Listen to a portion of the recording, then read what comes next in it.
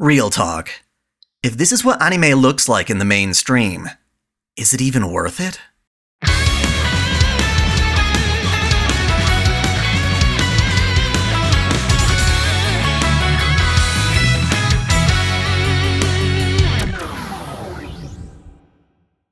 Welcome back to OtakuDaiKun. Dai here. My video back on Fire Force prophesized a social media outcry with the introduction of Tamaki. Not like it was hard to predict, but I called it. The anime, being a widely popular shonen, managed to spread its ashes into the laps of the easily outraged, who have used this to spark a war of sorts on fan service. Over the coming weeks, that war has diluted into a general hatred of anime characters with large bosoms. It's gotten so ridiculous that even this completely innocuous Red Cross ad in Japan has come under fire, simply because the character is well endowed. We've got special snowflakes spreading hatred by sending death threats to the staff at Studio Bones for making Ochako less pudgy, and Nejire bustier than in the manga. If left to Japan, these problematic elements wouldn't be an issue. It's only when entitled Westerners find this stuff and cry about it on Twitter that suddenly it's a problem. Sadly, major companies like Sony actually listen to this drivel and think that anime won't succeed in the West unless it's changed to appeal to the sensitive crowds out there, all while ignoring the plights of actual fans, Westerners who are more than ready to buy up Japan's products, so long as they can overcome a single barrier: language. Even worse, these overly entitled whiners infiltrate these companies, abusing their power in the industry to butcher anime for the Western market. The reaction on Twitter seems to be suggesting one possible solution: gatekeeping. Essentially, this means outing and denying anime's anti-fan service crowd from the fandom. If you can't enjoy Fire Force because of a little skin, then perhaps you shouldn't be watching it. If you feel uncomfortable about the body type of a drawing, then maybe you should just accept that people's love for anime has nothing to do with you, and whether your own body compares to those on screen. Mind you, it's not like you have to enjoy fan service. But for every element you deem problematic, there are dozens of fans who innocuously enjoy the very same thing you're trying to cancel. And yeah, that's the implication. Cancel culture is being weaponized against anime, with an undeniable subtext that, because it offends some people, it must be a societal evil that's gotta go. Ironically, it's these very people that are the most guilty of gatekeeping.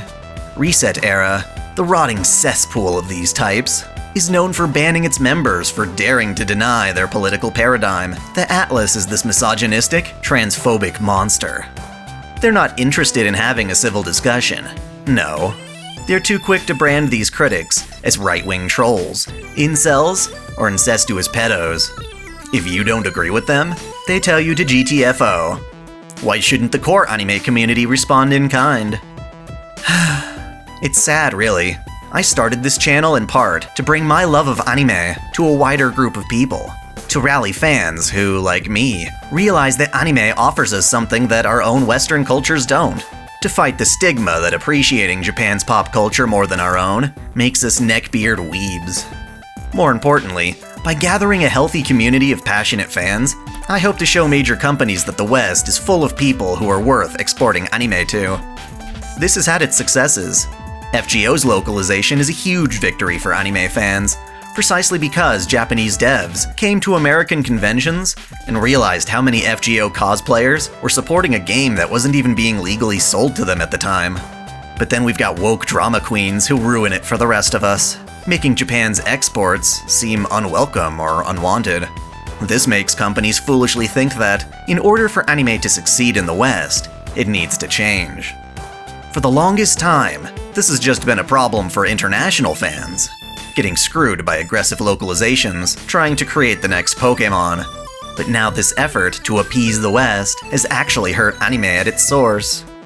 Tokyo Mirage Sessions is one of the most heavily censored anime games to release in North America. Its Western version suffered from a number of changes, ranging from drastic to petty. Even though all the female characters were aged up for the script, to satisfy Nintendo Treehouse, Atlas wound up adding loads of extra clothing to them, even going so far as to remove abdominal shading and cover up a classically Western wedding dress. An entire chapter of the story, focused around a possessed photographer kidnapping swimsuit models, was changed to revolve around some generic theme of fashion. The localizers must have thought that, because the game was so intrinsically Japanese in its tone and themes, that Western fans wouldn't buy it, which tragically alienated the very demographic that was excited to buy this game in the first place. When Nintendo announced that Tokyo Mirage Sessions would be coming to the Nintendo Switch, as a definitive edition with added content no less, Western fans got excited that, perhaps, now that Nintendo has learned its lesson, we'd finally get our hands on an uncensored release. Turns out, not only was that a complete farce, but the West's attempt to localize the game has wound up hurting Japanese fans as well. Yup, Atlus is using the censored Western version of the game as the base for the Switch release worldwide. So now even the Japanese are stuck with an inferior product. To prove my sentiments, when Nintendo of Japan apologized for their miscommunication and offered refunds for pre-orders, Amazon JP saw a large spike in the sales of the uncensored Wii U release. With Sony being overtaken by woke policies, anime and games are being castrated at their source, and it's all the West's fault. I truly want anime to reach as big an audience as possible, but only so long as it means the rest of the world is becoming more accepting and understanding of Japanese culture. If anime has to water itself down, or walk on eggshells to reach a worldwide audience, maybe that's not worth it. Honestly, I wouldn't mind eliminating all the middlemen. Seriously, HIDIVE, the streaming service with exclusive Western rights to fanservice anime Kandagawa Jet Girls, took what was a fully nude, uncensored broadcast in Japan and covered it in those demonic white lights for its release for an on-demand, paid service. Same nonsense happened with Sword Art Online. And for the love of... Funimation can't be trusted for a damn second without injecting far-left politics into anime wherever it doesn't belong. Their writing staff have, on a number of occasions, taken scripts and drastically rewrote them, with creative freedom they don't deserve. Their version of Dragon Maid turned Toru's jealousy of Lukoa's melons into a statement on patriarchy.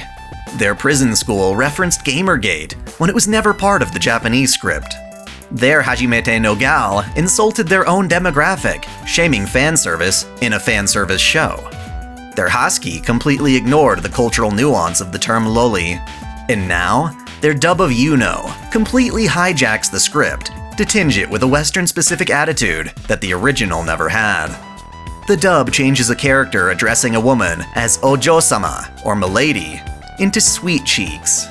And her response of Nante Gehinna, or How Vulgar, was changed into You're such a misogynist.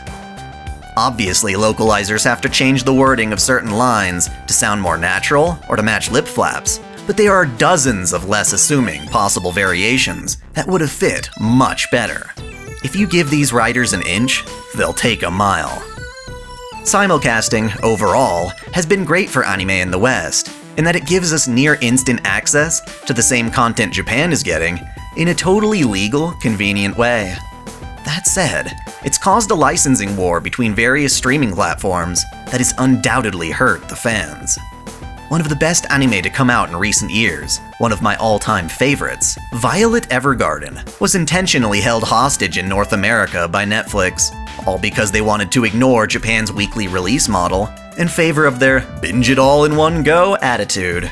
They made it so that other platforms like Crunchyroll couldn't give Violet Evergarden a proper legal release, forcing Western fans who play fair to miss out on the entire season and all of its discussion before they could even access it. Even now, because of the exclusive rights Netflix holds, Violet Evergarden has yet to get a Blu-ray release in America, despite being out in Japan for ages, which is silly since it already has a completed translation and English dub. Thanks to Western business practices, I can't buy the English version of my favorite anime over 2 years after its release. That said, there is an easy solution. Aniplex released an unrated, international version of Kara no Kyokai on Blu-ray. It came straight out of Japan, featuring competent English subtitles, without having to go through a third-party company.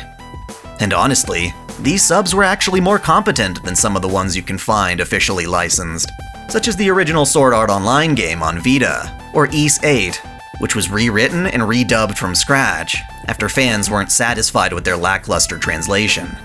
This release of Kara no Kyokai was a more expensive import, but it gave me exactly what I wanted. Oh, and let's face it, most of the people who have an issue with anime prices are pirates anyway. Certain Asian releases of Japanese games feature perfectly serviceable English subtitles. Dead or Alive Extreme 3 did this, allowing Western fans the chance to import the game and still have pretty much the same experience they would have had they waited over a year for Tecmo Koei's US branch to release it. When Funimation acquired the license to the Steins Gate movie, they waited several years before putting it on Blu-ray. By which point, I'd already purchased a region-free Blu-ray with English subs. For all those dating sims getting censored on Steam, there are other sites, like Just USA and Manga Gamer, offering the same releases uncensored and without DRM. They just aren't as mainstream. So yeah, if Japan would simply hire their own in-house translators and release all their products region-free, we could avoid a lot of Western interference. While that might result in fewer people in the West being able to know or keep up with anime releases, and dubs becoming less frequent, I feel it would be well worth the loss to keep anime away from those who would butcher it, be it snowflake critics or the localization teams that cave to them.